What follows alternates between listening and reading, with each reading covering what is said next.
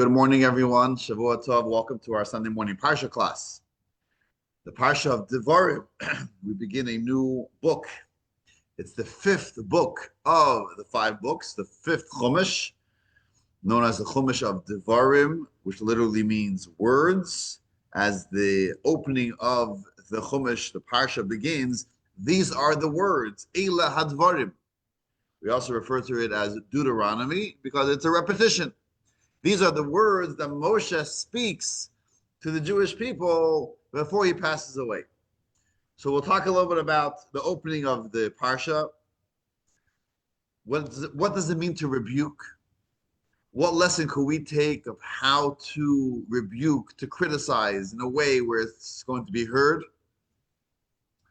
And of course, we also have to connect it to the time of the year that we find ourselves in now, the beginning of the 9 days. Yesterday was Rosh Chodesh Av, the first day of Av.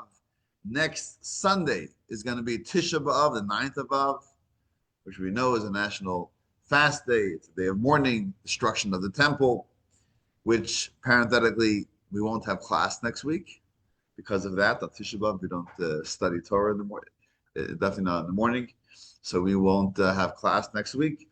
But we have to speak about this era, as we mentioned briefly last class, I think 2 weeks ago, about the 3 weeks. We'll talk a little bit about this time of the destruction of the temple that we are commemorating this week during the 9 days. Okay, so the opening of the Chumash of Devarim. We start with Abba Chaim. Baruch atah Adonai Eloheinu melech haolam shehakol nehiyah b'dvarim. Amen. Thank you. Sorry. It's good to see you too, Rabbi. Thank That you. you're back. Okay, so Moshe, faithful shepherd, has been through thick and thin with the Jewish people, starting his career, you could say, as an 80-year-old man returning from Midian after speaking to God at the burning bush. He warns Pharaoh. He brings upon Pharaoh and the Egyptians the 10 plagues, all for the Jewish people, of course. He leads the Jewish people out of Egypt. After 7 weeks, he's there bringing, facilitating the revelation of Sinai.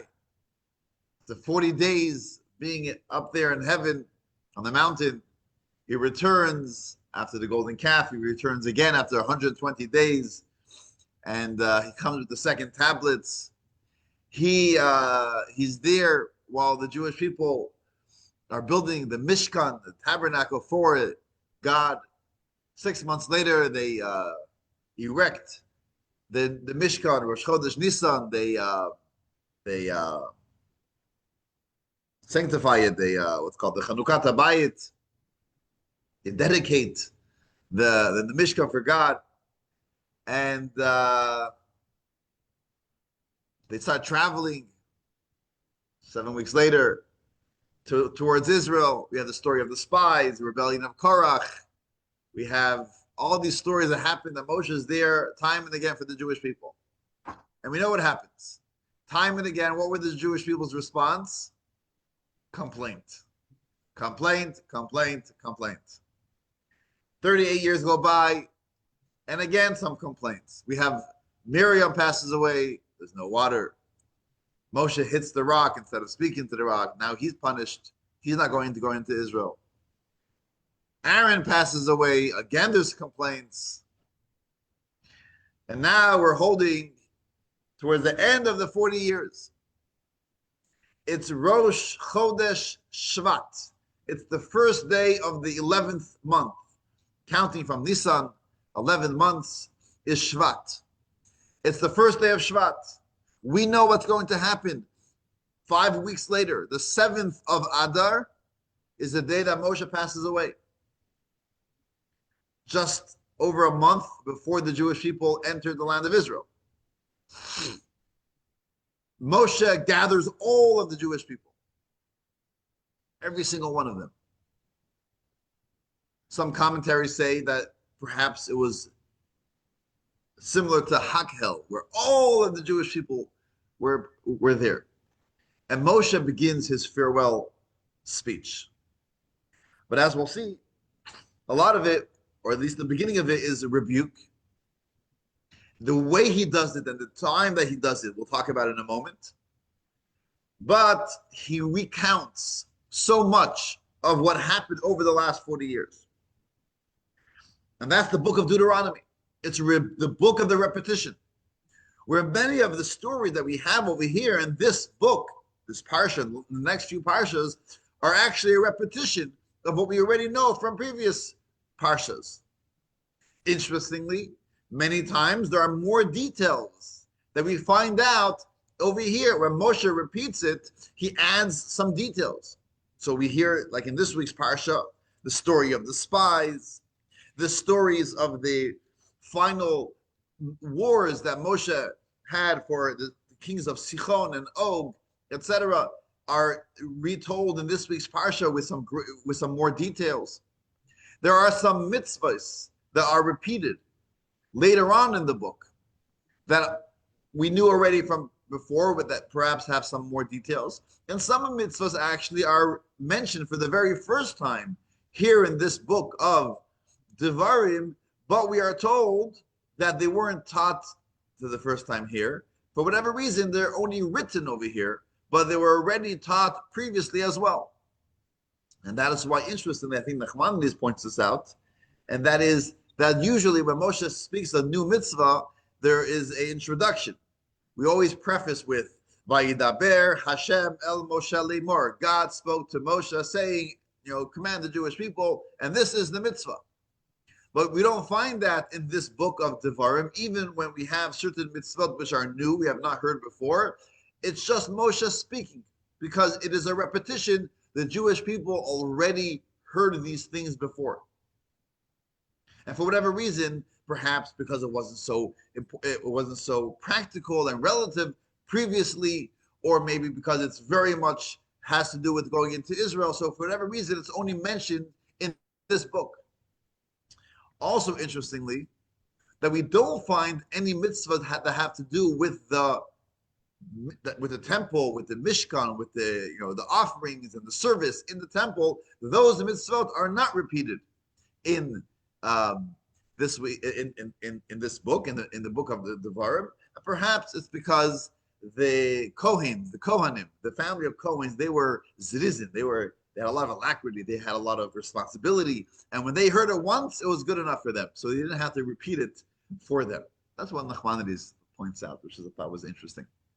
There's a name for this book, besides the book of Deuteronomy, the book of Devarim. We also refer to it as the book of Mishnah Torah.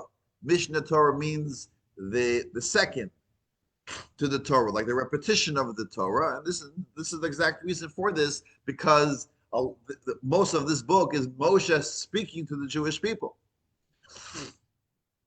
So that's the specialty and the uniqueness of this book, the book of Devarim, the book of Deuteronomy. But I want to read inside the first verse, just the first verse, just to understand what is happening over here. Moshe's opening his farewell speech. All the Jewish people are gathered together to hear what does Moshe have to say. And they knew that Moshe is going to pass away, and Moshe is not going into Israel with them. They've been through a lot together. What's the speech? So he starts off with almost a mysterious opening. So let's read this inside. Eile hadvarim asher diber Moshe el kol Yisrael. These are the words that Moshe spoke to all of Israel, right? The emphasis here, it's not El B'nai Yisrael, to the Jewish people. El Kol Yisrael, to all the Jewish people. Moshe was about to rebuke the Jewish people. He wanted to make sure that everyone was there. Everyone was present. He doesn't want people to say, this is what Moshe said in the speech, and you didn't reply this and that. You didn't answer, you didn't challenge, you didn't question him. If I was there, I would have said, Moshe said, no, I don't want any of that. I want everyone present. No absence. Everyone has to be there. No permission to to play hooky today. So El Kol Yisrael, all the Jewish people were there. And where were they? They were Be'ever HaYarden. They were on the other side of the Yarden. As we know, the Jordan River, which goes from north to south on the eastern border of Israel. So they were on the eastern side of the Jordan River. That's where they have been the last while. That's right in the plains of Moab. And that's where they were during the story of the Bilam, that we tried to curse the Jewish people. That's where they settled after they fought the nations of Sichon and Og that fought them, and they were kind of using that route to get into Israel from the west, from the east, going west, crossing the Jordan River. So that's where they were present right at this point. But now we have some other identifications. They were Bamidbar, they were in the desert. Ba'arava, they were in the plains of Moab. Moelasuf, they were opposite the Sea of Reeds. Bein Paran, between Paran, Uvein Teufel, and in between Teufel, Velavan and Lavan, Vachatzeres and Chatzeres, V'di Zahav and Di Zahav. What is going on over here? That's a lot of markers over here. Where were they? Why were we saying all these things? So some commentators, like Maimonides, they say that, that this is all many, many different places where the Jewish people were. This is all to identify the exact spot. But Rashi says no. Rashi says Moshe was doing something here very, very clever. He says, and this is such a powerful lesson in how to criticize someone. Sometimes you don't have to say much. You just have to say a key word and they get the point. I remember when I was in yeshiva, and I was a pretty good student. I behaved for the most part, following the rules. And I was in a dormitory once. We had a dorm counselor. And a bunch of the yeshiva boys, a bunch of the bachrim, we're all, at night, we're playing, we're talking, we're running around, whatever, we're being boys. And I said something that I used a certain word, a certain expression that I usually wouldn't use. I said something. And my dorm counselor heard this. And he came over to me quietly and he said, Mendel, it's unbecoming of you. And he walked away. That's all he had to say. It's 20 years later. And I still remember it. It had such a strong impact. He could have sat me down and gave me a long speech about the importance of speaking, more refined, not, using proper language. He could have given me a long speech, that's all he had to say. Sometimes you want to get a message across, the more you say, the less effect it has. Just mentioning something that gets to the point, the listener, the recipient of this criticism gets it, understands where you're coming from, and you move on. Moshe elaborates on some of the stories that happened, but he starts off with just giving a few, almost like hints to the Jewish people, and they knew good and well exactly what Moshe was referring to. He just had to mention places where they were, or something about that place, or about an incident, and that was enough to get the message to the Jewish people. So Rashi explains. He starts off, they were Be'ever HaYarden. This is a location identification. They were in the other side of the Jordan. But then he goes on, Bamidbar. They were in the desert. Of course they were. We knew they were in the desert. Oh. In the desert was a reference. What happened when you were in the desert? When the first time they were in the desert, it's just a few days, just over a week after they left Egypt. And imagine that. They have experienced the great miracles of the plagues, of the exodus of Egypt. No one could have imagined in all their fantasies that thousands, 600,000, perhaps millions of people will leave Egypt. They left Egypt. They had a splitting of the sea. Miraculous. They move away from the sea after singing their God's praises. And then suddenly they get a little hungry. What happens when the Jew gets hungry? That's it. The world shatters. Get a little hungry. So what do? They start complaining. When we were in Egypt, at least we had food. But now we have no food. Okay, God gave them the manna from heaven for 40 years. But that complaint, what's with the complaint? Moshe says, you don't remember when we just entered the desert? Soon after we left Egypt? Bamidbar. That was enough to get the message across. We were in the desert. You had no food, already complaining. Just mentioning the word Bamidbar, they got that. They got that message. And it goes on. Ba'arava. When we were in the plains, which is referring to where they were now, in the plains of Moab. What happened when they were in the plains of Moab? After the story of Bilam, we know that they have sinned with the idol of Baal Peor, and the women as well, that they have sinned with. Just mentioning the plains of Moab, that was enough to get that message across.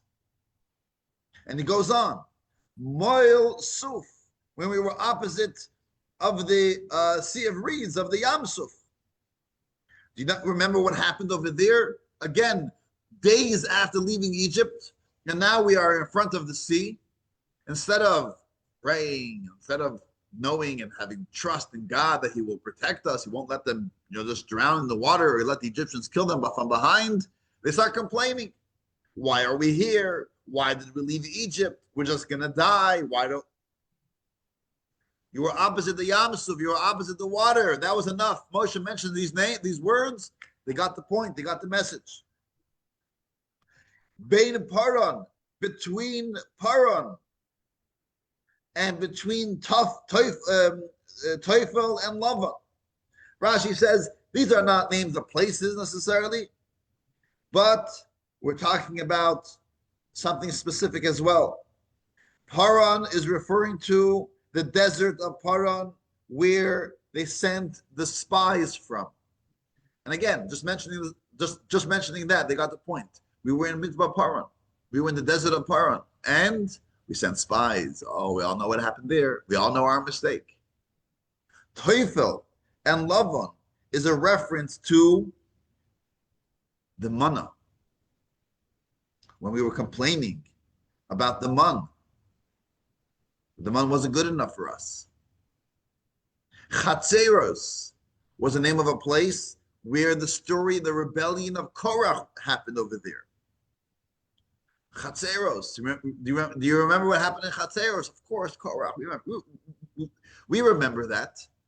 Chatzeros was also a reference to what happened with Miriam when she spoke Lashon Hara, when she spoke ill or negatively about Moshe and Tzipporah. V'di Zahav, which means an abundance of gold. What's that referring to? The Jewish people got the point right away. What happened with our gold? We made a golden calf. Right? That was enough. That was enough. So Moshe is kind of just, he's trying to criticize, but he's opening up with just mentioning these different pointers. Because this already is enough of a reference for them to get the point. And on a personal level, always try to see how these ideas could apply to ourselves. We have this sometimes, you go on a trip, you do something with a family, you do something with friends, and something goes wrong, something goes sour, something goes south. And sometimes years later, you just have to mention that incident. You tell a friend, you remember when we were there? They get it right away. When I was in yeshiva in Israel, um, we once took a little trip. A few of the boys, 4 or 5 friends. We went up to the north of Israel to a place called Rosh Hanikra. If you haven't never been there, I recommend it. It's a beautiful, beautiful place on the water. It's actually on the border with Lebanon, and we're trying to see the wonders of this world. What God does. It's a amazing place. How you have this big, big stone, this big mountain stone that has water coming through. I mean, it's an amazing, amazing trip. But we were there. We were, I guess, a little immature. And although it had a sign that says, do not climb the mountain, we climbed it anyways, of course, right? So we climbed the mountain. And we're sitting, it's a stone mountain.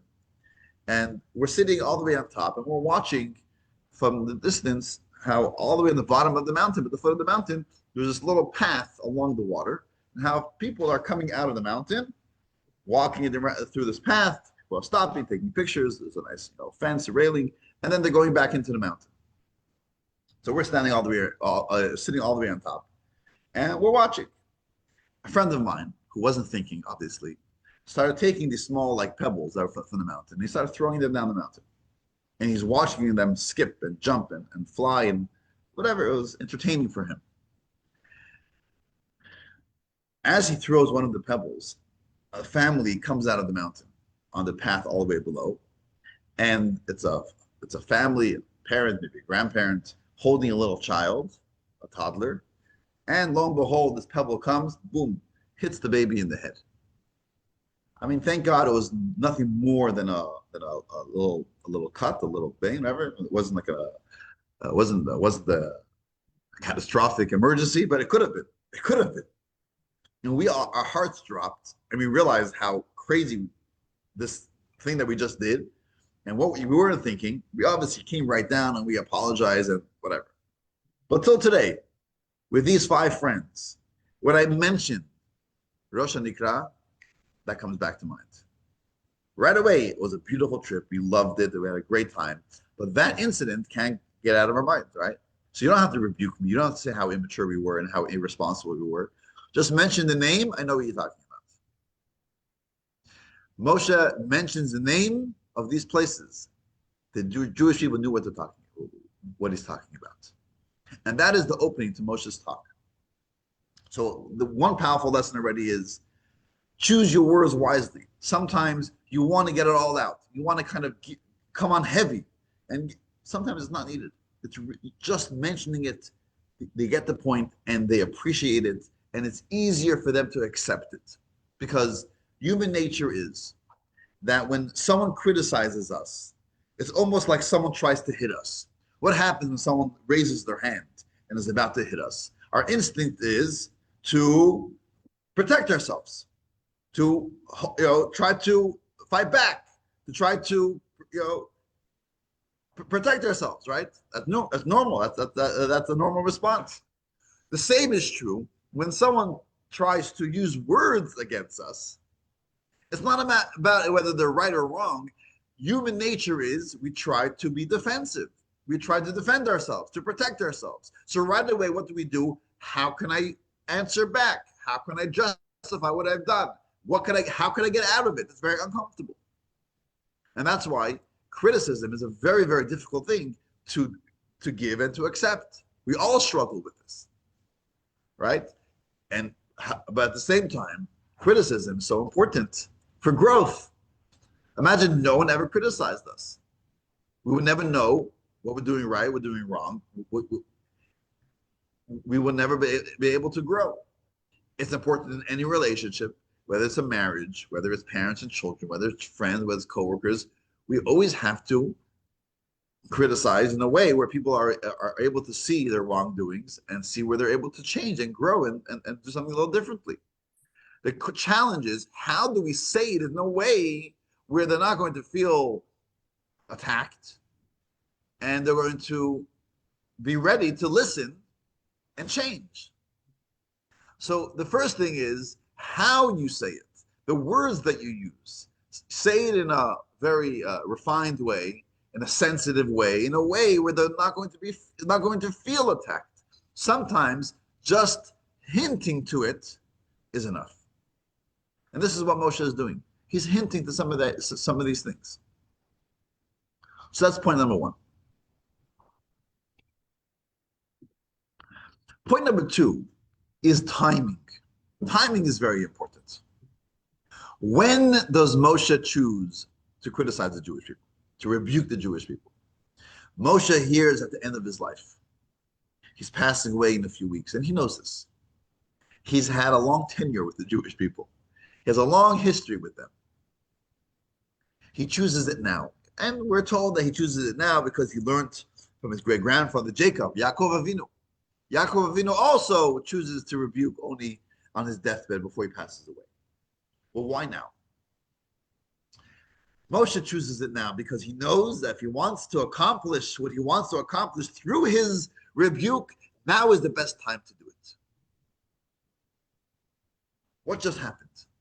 Just weeks prior to this, Moshe fights for the Jewish people. He wins battles. The Jewish people are ecstatic. They're very happy. They're in seventh heaven. We fought wars. We saw already the beginning of this prophecy, of this idea that we are going to come and we're going to conquer the land of Israel. Although we heard 40 years earlier from the spies that's not possible, look, we see it's starting to happen. It's starting to happen. We have kings like Sichon and Og, giants of a man. People have mighty armies. Like the Torah says, Rashi says that even them alone without an army would it be impossible to fight. Or their army without them will be impossible to fight. But them with their army, I mean, of course, who would ever think that a small amateur army like the Jewish people coming out of slavery will be able to fight these mighty armies? But yes, they're successful.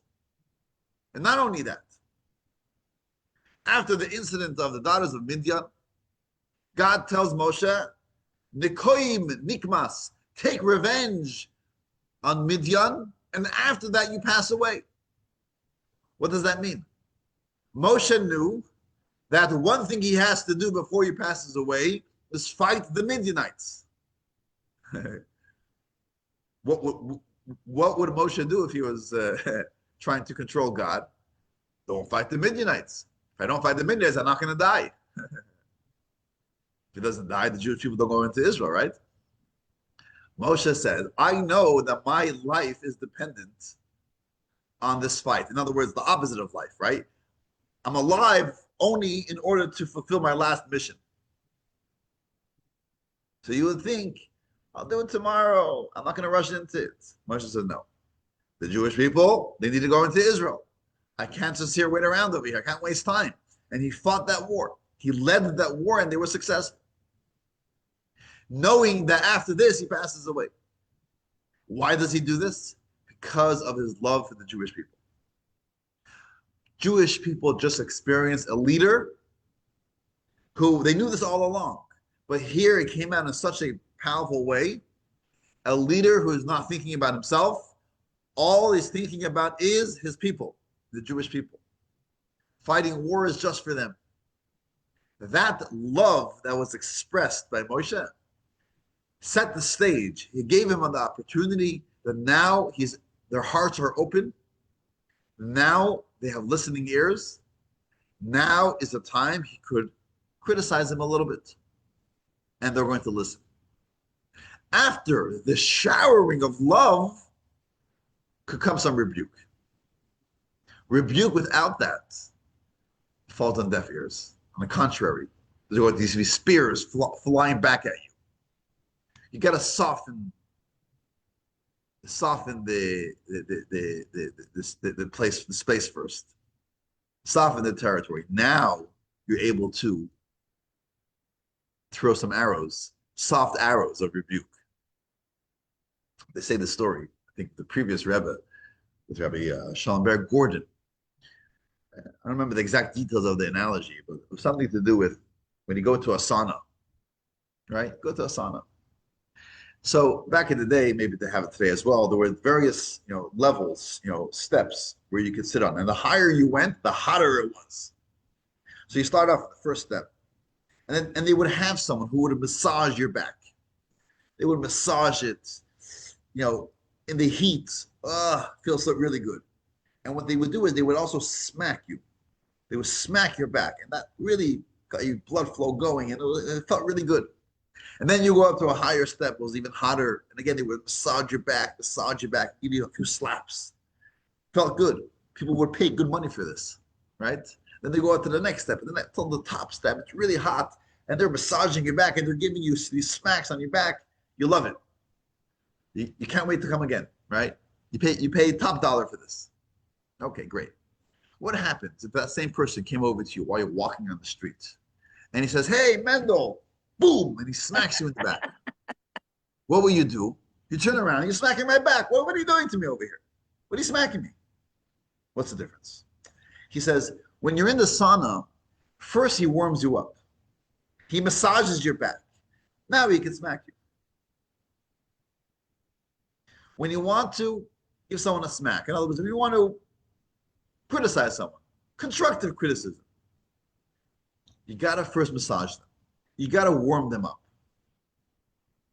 They have to know that the criticism is coming from a place of love, from a place of caring, from a place of closeness. It's very easy to criticize other people, and very often we do this because it feels good to put someone else down. But that's not constructive. That's not going to work. Criticism has to come from a place of love. Moshe Rabbeinu just showered them with love. They all felt it. They all saw it. They all experienced it. Now there was an opening. Moshe was able to criticize them, and they heard it, and they listened, and they accepted it because they knew where it's coming from. This is true with our children. Of course, I love my child, but does he feel this at this moment? Does the child feel at this moment that when you're criticizing them, it's because you love them? When's the last time you gave them a hug? When's the last time you gave them a kiss? When's the last time you just gave them a gift out of nowhere? When the last time you show them open love? Now I can give them a little bit of criticism. You should do this. You shouldn't do that. Same is true with our spouses. We love our spouses. Great. But when's the last time you expressed that, or she felt that, or he felt that? And now you got to have a heavy conversation about something they're not happy with. You can have that conversation after they feel that there's a good connection, a good bond between the two of you. That's what Moshe is teaching us. So there's this beautiful story, and after this, I want to go over to a little bit about the Tisha B'av and the 9 days. This is a beautiful story of the fifth Chabad Rebbe, the Rebbe Rashab, Rebbe Sham Dover, who he and his brother used to play games together as kids. There were two kids close in age. They would play together. His older brother, his name was Rabbi Zalman Aharon. And they would call him the Razah, Reish Zayin Aleph, Rabbi Zalman Aharon. So Zalman Aharon and Shalom Ber, two kids, were playing. And what were they playing? They were playing the games that they saw at home. So, like children today play house, you're the mommy, I'm the tati. They would play Rebbe and Chassid. So that's what they saw at home. Their father was a Rebbe. So the Razah, the older brother, he was sitting by his table, put on a nice white beard, and he was sitting at the table, and he was accepting Chassidim to come and speak to him. So Rabbi Shalom Dover, the little kid, he was playing the role of a Chassid. And he comes to his Rebbe, to his older brother, and he pours out his heart. I made this mistake. I should have done this. I should have done that. I need a tikkun. I need a way to correct my ways. And he says, okay, from now on, you got to be more careful. You got to learn some more Shulchan Aruch. And he tells him what he has to do. So Shalom Dober says, cut. You failed. You're not a real Rebbe. This is why. I answered you your question. I told you what to do. I said, no. A real Rebbe, before they respond, they give a sigh, a krechts. Then they respond. Okay, it sounds cute. But what he's saying is that if someone comes to you with a problem and you just answer like that, that's a mathematician. That's the problem. This is the answer. That's not what it's about. It's not a math equation. It's not a math problem. There's a person who has an issue. Do you care about this person? Show it. Once you show that you care about this person, then you can give them an answer. And this idea is very much connected to this time of year, the 9 days. Because during the 9 days, it's the days leading up to Tisha B'Av, 9th of Av, which we experienced destruction of both temples in Jerusalem, the first temple and the second temple.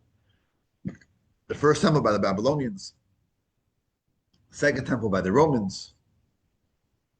And there was devastation for the Jewish people, right? Until today, Tisha B'Av is the saddest day of the year, where we fast, we don't study Torah because Torah brings us joy. We don't do so many different things that bring us joy. And starting from Rosh Chodesh Av, the month of Av, so it's 9 days, we have a heightened level of mourning. Certain things we don't do during the week. We don't eat meat. We don't drink wine. We don't listen to live music. We don't take haircuts. We don't get married.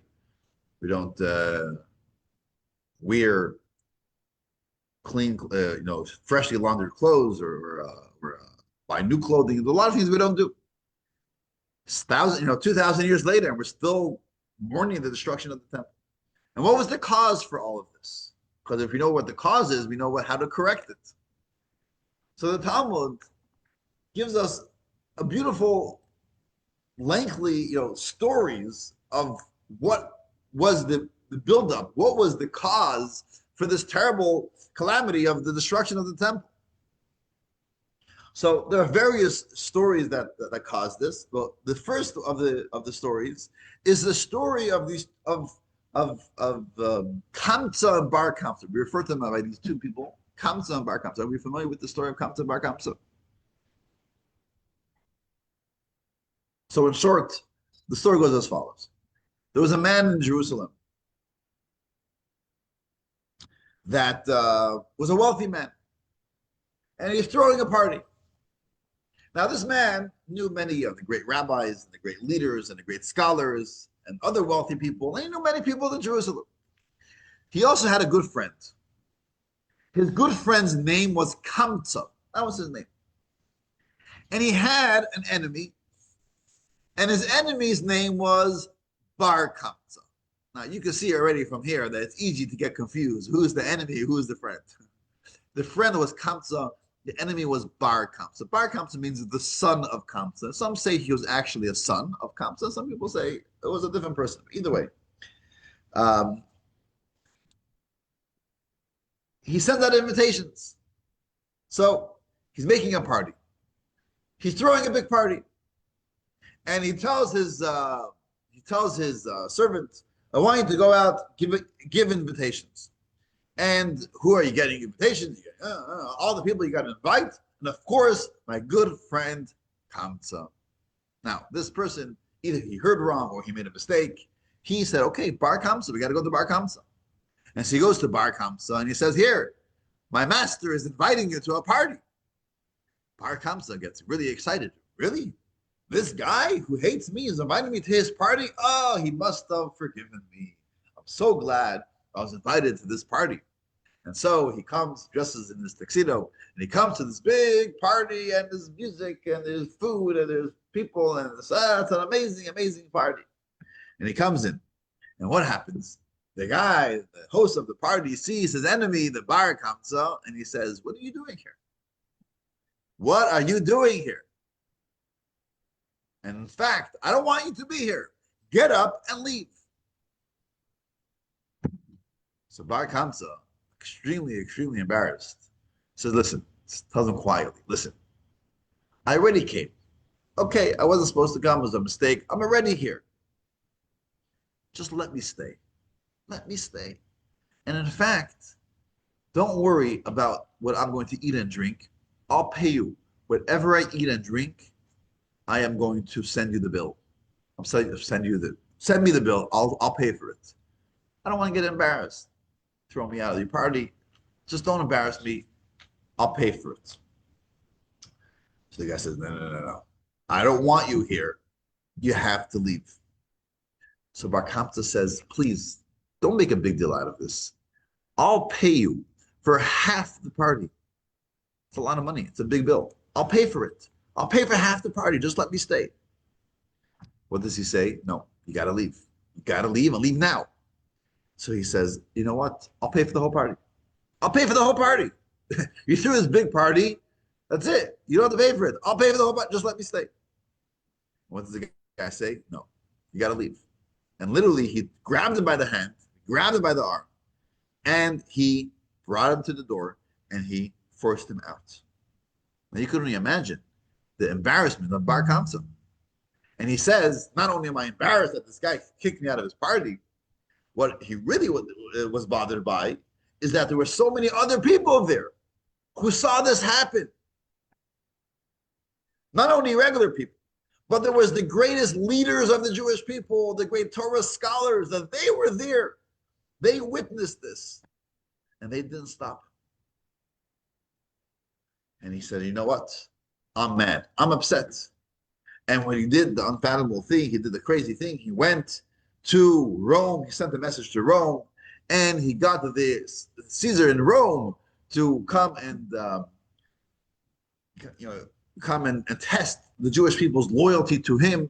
And as the story goes, he sent an offering and he made a blemish in it, and the Jewish people didn't want to accept it. And that was the beginning of the end. Because of that, the Caesar in Rome got upset at the Jewish people, and he sent his army. And you know what happened after that? He goes into much greater detail of exactly what happened. But that's the beginning of the story. The beginning of the story is, how did it all begin? Because there was some infighting. Because there was a person who hated another person and was willing to throw him out of his party, and people were quiet. A lack of Ahavas Yisrael. This was particularly the second temple destruction, because of the lack of unity. And I heard something interesting from the Chassam Sofer. It says, it wasn't only that they threw him out and they didn't stop him. It was the fact that, why was he hating him? Why did he hate Bar Kamsa? And by the way, why were the scholars quiet? Why were they quiet?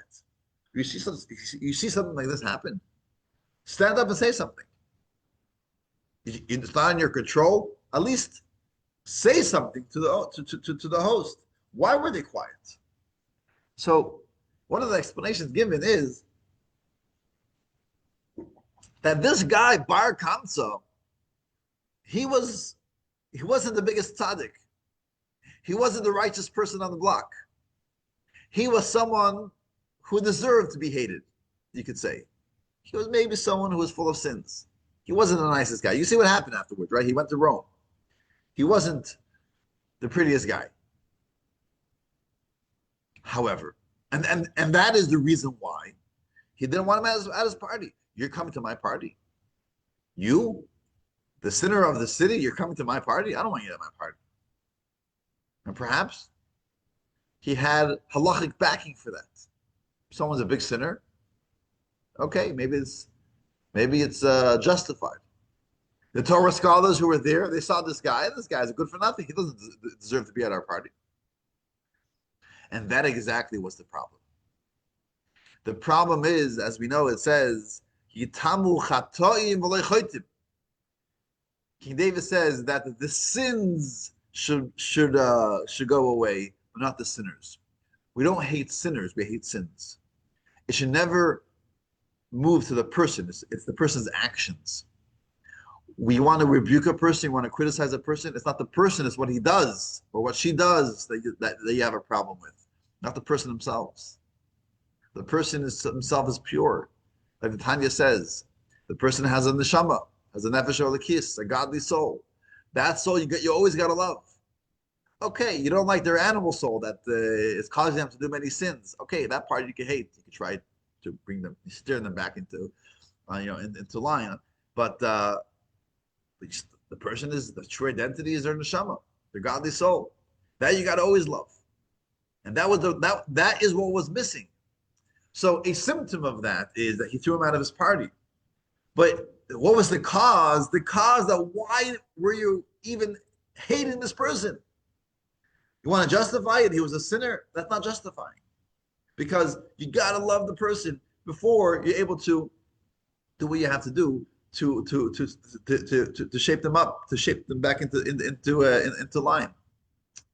That was the problem, that they had this infighting, they had this perspective that because a person did something wrong, we're going to hate them. That's not right. And that what eventually, this perspective, this outlook, is what caused eventually to have the destruction of the temple. And so now that we're in the 9 days, we are remembering what happened then, but we're also trying to correct it because we don't want to fast this Tisha B'Av, because we want to be already with the third temple. We want to have Mashiach already. So we want to correct what's going on for 2,000 years in exile. If we know what was the cause, we know how to correct it. If the cause was this lack of unity, this lack of seeing everyone for who they truly are, and this lack of love that we have to each other, so now we have to intensify that and start seeing other people for who they truly are and have this extra love. It doesn't mean you don't rebuke. It doesn't mean you don't doesn't mean you don't correct people. But it has to come from a place of love. You got to come from a place of connection, of bonding, of caring. Then set the stage. Now we're also able to kind of shape a person like a little tree, where you're able to kind of make sure it grows up straight, but it has to be coming from a place of love. So that is a little bit on this Parsha and this time of year. So I leave you with that. Have a Shavua Tov. And like I mentioned at the beginning, next week, Tisha B'Av is on Sunday. It's a fast day. It begins already on Saturday night, all the way through Sunday night. So we won't have class Sunday morning, but we should be able to continue after that. So have a Shavua Tov. Good to see you all, and hope to see you soon. Thank you, Rabbi. You too. Have a good fast, everybody. Thank you. Thank you.